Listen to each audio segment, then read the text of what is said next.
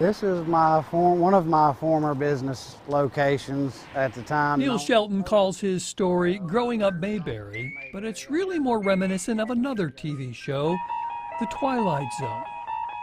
A curious vortex of the bizarre and the unimaginable. I would not believe it either had I not lived it. Just 6 years ago, Neil's life seemed as idyllic as the ones in Mayberry. He had a business selling expensive cars on this lot in Mount Airy, had that nightclub, a limousine service too. About 300 people a night. And had a family in what he thought was a happy marriage. We married in 1999.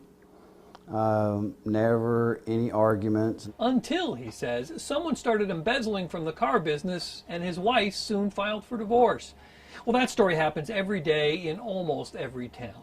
What makes Neil's story different is that was just the beginning of his nightmare, and it all centers around this. It's no fun around there without you. I'm sorry. This was Father's Day 2011, and according to Neil, it was the last time he saw his kids because of a restraining order that was quickly issued against him, part of what journalist Michael Volpe refers to as the silver bullet technique. Silver bullet technique is when during custody or divorce, usually it's the woman, though not always, uses either bogus or just false allegations of abuse to get a restraining order, which is then used as leverage in that divorce or custody. Volpe writes about it in his book, Bullied to Death, about a case similar to Shelton's.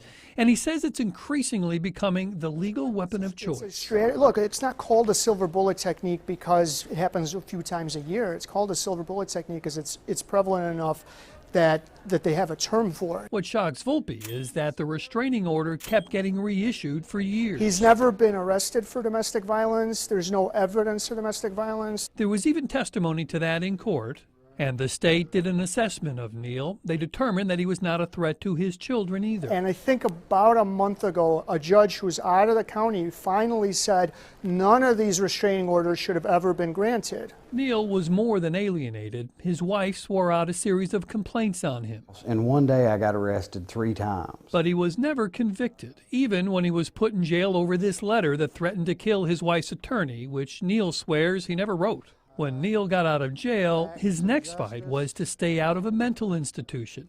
First, his wife asked that he be involuntarily committed. He was released. And later that same day, documents show that his sister did the same thing, claiming that he was bipolar and off his meds. I have all the evidence and proof needed to back up all my allegations. What are you doing today? Lawsuits, motions. After 5 years of feeling harassed, Neil decided to file his own suits over what happened to him. Wife, which you're very familiar with the case. Not the judge. So I need to file this lawsuit today. He says he's not looking for money, just to expose what he says too many people are going through. Family court system is broken. And that's an issue on which he is not willing to settle. Settle what? I mean, they've taken everything from me. How can I not fight it?